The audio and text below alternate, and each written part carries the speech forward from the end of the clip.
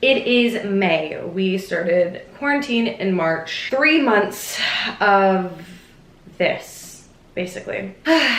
Quarantine's simple pleasures. That's what this is. Or I guess maybe just simple pleasures in general, because I know once quarantine ends, I want to take a lot of what I have been doing now and incorporate that in the rest of my routine and for the rest of my life, because I genuinely feel like all of this time that I've had alone, I live alone, God bless, I kind of just like put myself in check. Now, before I get started, I wanted to give a thank you to Care of for sponsoring this video. I am super fortunate that they have worked with me this much because I appreciate the brand like in so many different ways. Obviously, you guys know I don't even need to go on about it, but I'm gonna go ahead and take my daily vitamins before we start this video. Let's see, today's quote is, "There is more to life than increasing its speed." Mr. Gandhi said that, and I live by that. Actually, we'll get into it. As like, no joke, I don't want to sound like I'm enlightened these days, but like, your girl is a little bit enlightened, and this quote right here makes serious points. Hello. As you guys know, Care of is a personalized vitamin supplement brand. I almost said activity, same thing. Care of makes it so easy for people that are kind of like unsure about what supplements they should be taking, because I have posted on my story, actually quite recently I posted about just vitamins that I was taking on my story that I take daily, and a lot of questions of just being like, how do I know what works for me? What should I take? Care of makes that easy because you could go on their website and take a personalized quiz that talks all about what you should take. They ask you a bunch of questions, and by the end of it, you know exactly what your body needs. And as a 23-year-old woman that is turning 24 this year, I have grown to realize that supplements are very important, and we'll get into that later in the video. Basically just how I've learned to listen to my body from the inside rather than just like working with the outside. Like, everything that happens in here is a result of what happens out here, and that is something that took me way too long to realize. Not realize, I always knew it, but just like actually doing it, if that makes any sense. It makes tons of sense. I don't know what I'm talking about. If you guys want to check out Care of on your own time, I will leave a link down below, and you can use my code, and I'll put it right here somewhere, for a little discount from your girl. Thank you very much. Full disclosure, Care of is still a very small brand working out of Brooklyn, New York, trying to do their thing, and of course in the middle of a pandemic, everybody can't get to work, so they will be shipping out their vitamins in bottles rather than like the personalized packaging. So unfortunately right now, just bear with it. That's what's going on, but they'll get back to the little personalized packaging in no time after this is all done. But when can we really say? Is it going to be done? Is it? I don't know. I'm lost. I'm confused. Are we? We're all confused, right? I'm not the only one. Let's get into it. I wrote an entire list of all of the things that I've incorporated in my life the past 3 months. You know, looking at it, I'm just like, oh, this is so mundane, but I feel so much better as a human being. I'm just a simple girl that likes simple pleasures, that's all. So books, reading, obviously I do a lot of that, and I have read so many books. The first one actually recently came out. It is called The Castle on Sunset, Life, Death, Love, Art, and Scandal at Hollywood's Chateau Marmont. You know, even before ever going to the Chateau Marmont, I've always romanticized that damn place. It's a hotel here in Hollywood, Los Angeles. I wrote a lot about it in my book that's coming out this year. The Chateau Marmont just became a place that feels like it just holds so many memories for me. So reading this book was really interesting, and you know, really cool to get insight on everything that has to do with the Chateau Marmont. So if you're into that kind of thing, that's for you, baby. The next one, I don't have the cover on it. I took it off. But it is Daisy Jones and the Six by Taylor Jenkins Reid. I was recommended this book. Somebody on Tumblr actually DM'd me. It was just like, I think you'd really like this book. It's basically a take on Fleetwood Mac and Stevie Nicks, and I know how much you love them, and thank you for whoever anonymously sent me that message, because I got the book and I love it. I love it, love it, love it. It is written like an interview. So you have all of these characters, and it's just like the whole thing feels like you're reading an interview, which I love. I will say though, the only thing that kind of like felt weird reading as an adult, reading that book, it did kind of feel like it was a fan fiction. And not to say that there's anything wrong with that, I just wasn't really expecting that. But either way, I enjoyed it nonetheless. Loved it, will read it again. This bad boy right here. Oh, something fell out of it. My doctor's appointment card. Wonderful. Anyways, Attached, the new science of adult attachment and how it could help you find and keep love. Now, I get the gist of this book is amongst the lines of romantic relationships, but I left reading this book gaining knowledge to help me not only in romantic relationships and understanding those, but also with my sisters and my family and my friends, just every relationship I have in my life. Basically what this book teaches you is that there are a few attachment styles, and you are one of them, or maybe a mix between two of them, and you are basically assigned an attachment style as a child through your parents, how you were raised, and your environment. Everything that was around you as a kid shapes you as an adult and how you handle relationships. It will freaking blow your mind and help you understand why some people are the way that they are. Because I have been, I mean, I'll go into the romantic side. I've been in relationships that people didn't treat me nice and didn't treat me the same way that I treated them, and I was very confused by it and took it personal as like, well, maybe I bring out this bad side in them, maybe I'm the one that's causing them to act this way. But it ultimately is the way that they were raised and the way that they handle and the way that they treat things. It made me feel better about not putting all of this guilt on myself, but also helps you understand, yeah, why people are the way they are and how you could communicate to them better. And hopefully those people can read this book and learn how to change those habits themselves so it doesn't affect their lives or others. Anyway, okay, shows and movies. I haven't been watching a lot of movies, I'll be honest. I've been indulging in shows. Actually, to be completely honest, I haven't really turned on my TV as much as I thought I would. While being locked in my home. I started off quarantine watching Portrait of a Lady on Fire, and I saw it in theaters twice, and then once whilst in quarantine, and I will make a whole separate video about that. I did make one, but it didn't come out the way I wanted it to, so maybe I'll remake it. I am insane. I'm actually not even gonna get into it because I can go on and on, but if you haven't seen Portrait of a Lady on Fire, girl, get into it. Get into it. I love it so much. It is my favorite movie. It is my favorite movie, and I say that a lot about things that recently come out, but I genuinely mean it. Now, everything else I have is a show, Big Little Lies. I know I'm super late into it. I binge watched the first and second season, which I loved. HBO has like a free option now because of quarantine, and I never had HBO. So I was like, you know what? Let's go ahead and do it. And the cast, first of all, Zoe Kravitz, I'm in love with you. Lastly, this show, hear me out.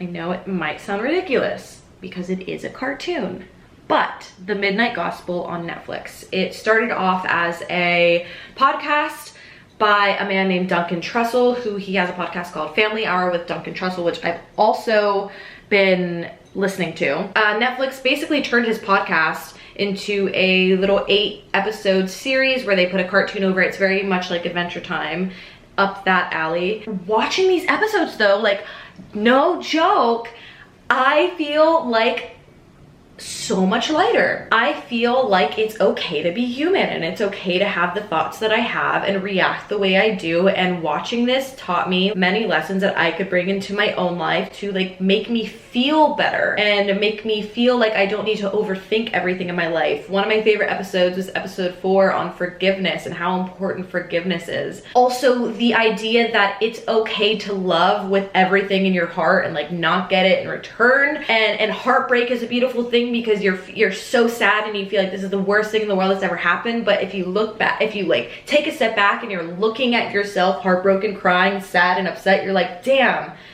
you loved, and that is a beautiful thing. Like, you were able to get so invested in a person when something didn't work out that you can look back and be like, damn, like I had the capacity to love somebody so much that it affected me this way. And that within itself is a beautiful thing. It's such a great show, and I'm usually not into like, oh, enlightenment meditation. I never could really get into that as much as I wanted to, but wow, I'm not gonna lie to you, that shit hit different. It hit different. And I feel so much better. I do. It sounds so corny, but I genuinely feel so much better. Music. I've been listening to a lot, like non-stop. If you follow me on Spotify, and you see like the friend activity on the side, I'm sure every time you log on, you see that I'm listening to Florence the Machine. I love that bitch. I've been listening to her album, How Big, How Blue, How Beautiful, and also High as Hope. Delicious, love her. One song that I have not stopped playing, it is engraved in my brain because it's just so good, and I just, the fact that the song even exists and it's 2020 and I'm still listening to it. Everything is Embarrassing by Sky Ferreira. Something about it, it's my quarantine song. And I also made 2 playlists that I tweeted and posted on my story. I'll link them down below. One is called A Song to Keep You Company, and also a playlist called I Like You and I'll Never Let You Know How Much. It's like that mood of liking somebody so goddamn much and just like not really knowing what to do with it because it's just overwhelming. The one song that's coming to mind is Don't Delete the Kisses by Wolf Alice. Like, imagine that song but in a playlist full of all other songs that emulate that same feeling. I am a hopeless romantic and that is okay. It's fine.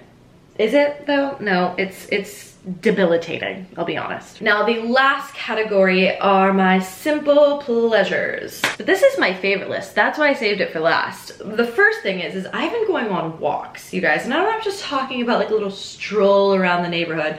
My walks have gone from like, they're like 5-mile to 7-mile walks. My goal is a 10-mile walk. My fucking cat.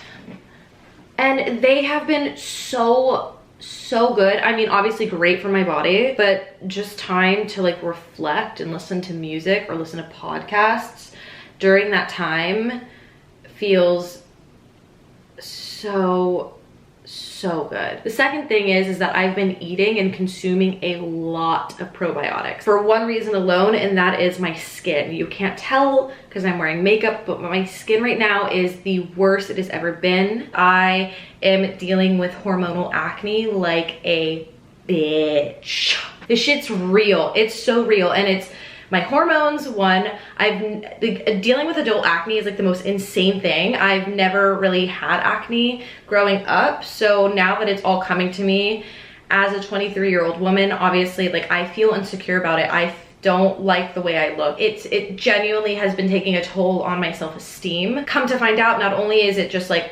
hormonal that's causing this acne, but my antidepressant that I was on for so long, I found out that one of the side effects is cystic acne, and I had no idea. So after realizing like all of these topicals I'm putting on my face, you know, my skincare routine, why wasn't it working? Like, what was going on? Why is nothing working? I was like, I need to start from what's inside because I do eat like shit. Like I fucking eat Taco Bell for fun. So I've been taking a lot of probiotics, eating a lot of kimchi, taking, you know, my probiotic daily vitamin every day, green juice, just trying to fill my body with good things so the outside looks cleaner and better, and it has been working tremendously. I thought I was gonna, you know, start taking all these probiotics and then the next day wake up and have clear skin, and that's obviously not gonna be the case, and it wasn't the case. It'll probably in the past 2 weeks, I've been incorporating it into my diet, and I have been seeing changes very slowly. I haven't gotten anything new. I'm just kind of right now dealing with taking everything else away that was already on my skin, and I'm so glad that I listened to my body, and I'm so glad I'm filling it with things that are important, because god damn, that shit sucks. That being said, another favorite pleasure is just like doing more face masks and finding face masks that will not irritate my skin. Also taking more baths. I used to take them so often, and then I stopped for, I don't know, no reason. If you have a bathtub, like, grant yourself the privilege to just enjoy a bath without your phone.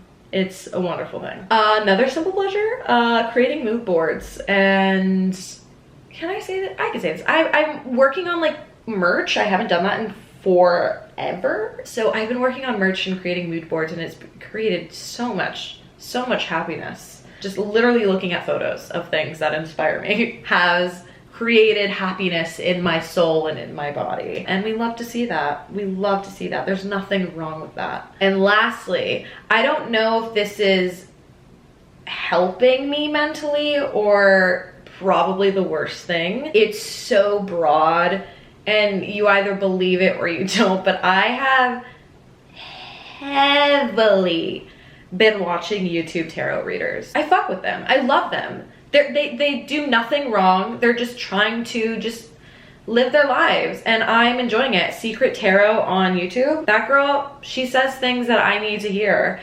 and it helps because I live in this delusion. I don't know if you guys believe in astrology or tarot or any of that, but I like to live in that. I do believe in it. So I've been getting a lot of enjoyment. It's actually really embarrassing. Anytime I watch a YouTube video, like the ad that plays before a video is just like, talk to a psychic today, use this app to talk. And I'm just like, girl, we don't gotta do all that. Like, we don't have to let everybody know what I'm indulging in. Like, this is embarrassing. Tone it down. This is like awkward.